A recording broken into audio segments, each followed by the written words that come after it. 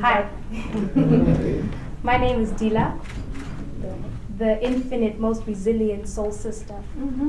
See, I used to write poems, but now I just mix and spit potions that could either elate or vex you, depending on my mood. So the first potion I'm gonna serve is labeled Loop. I hope you enjoy it.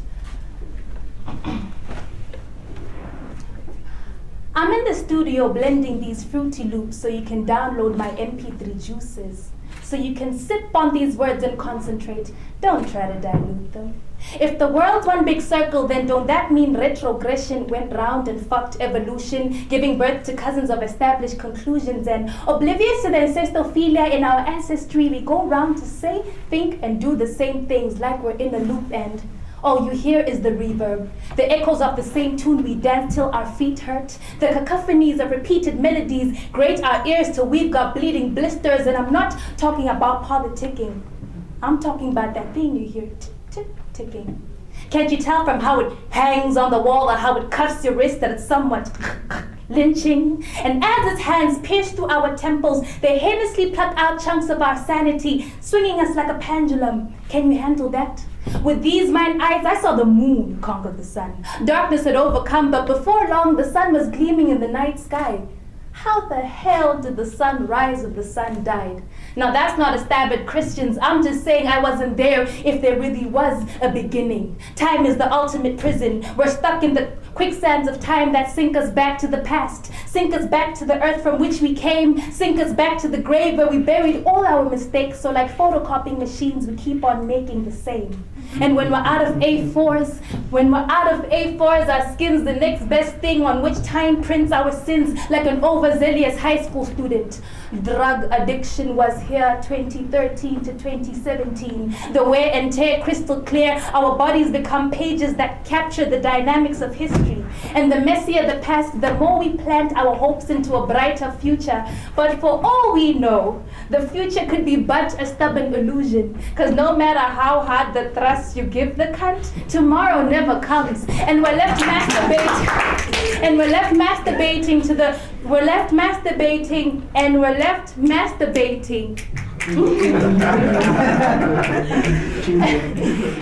masturbating to the illusions that time gives us.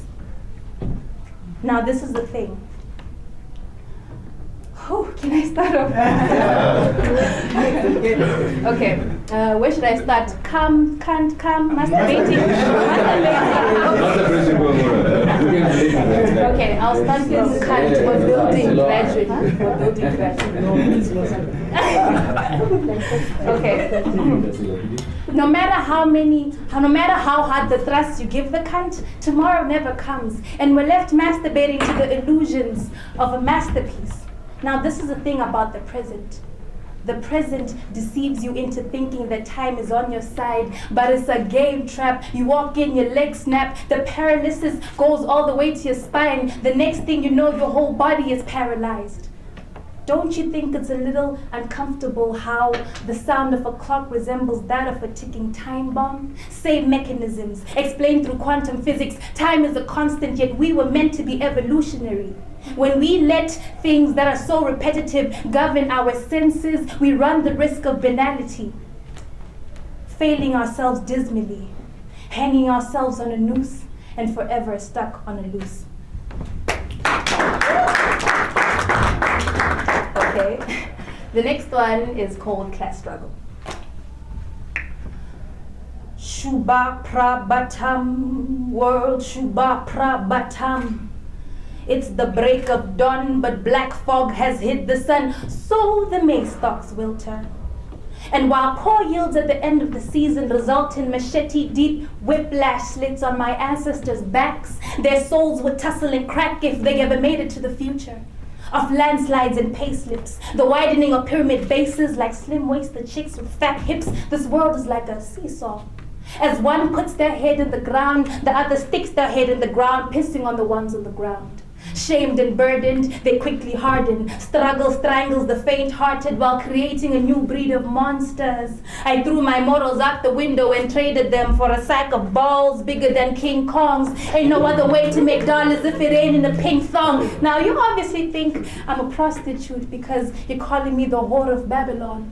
Well, you can go ahead and call me a prostitute. I don't care. This life's never been fair. The rich get richer while the poor remain in despair, drowning in the cracks at the bottom of the pyramid, choking on their own sweat, working for minimum wage while coiling up strings of debt that connect like strands of DNA, molding one generation to the next, like we were all descendants of Cain, the links and chains to a cycle of depravity, rotten from the inside, blackening like cavities. Ain't nothing on these streets but drug lords and deadly thieves. Mayday, mayday, it's a social calamity. Black vultures nest the blood moon and the kraken sinks the blood sea. All they see is personal gain. Communal spirits have been smothered by capitalism. As man became money conscious, he crucified his conscience. And if this alludes to something you read in a holy book, then it's safe to say this is the fulfillment of prophecy.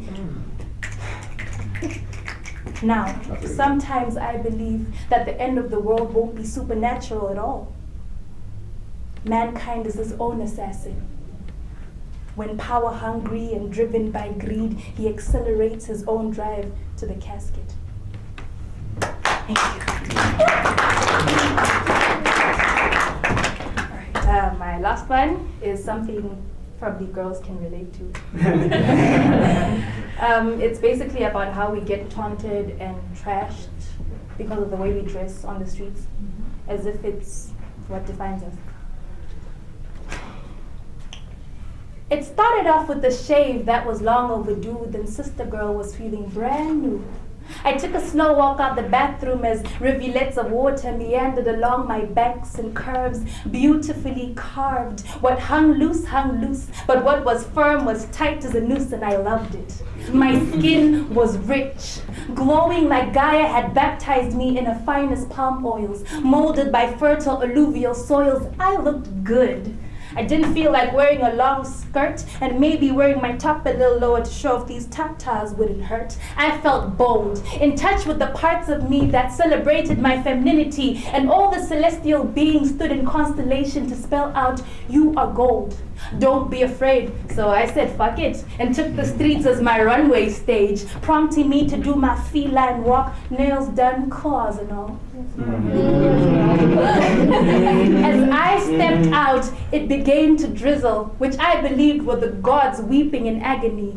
I made the sun a little jealous when I made man's armpits wetter than she could ever.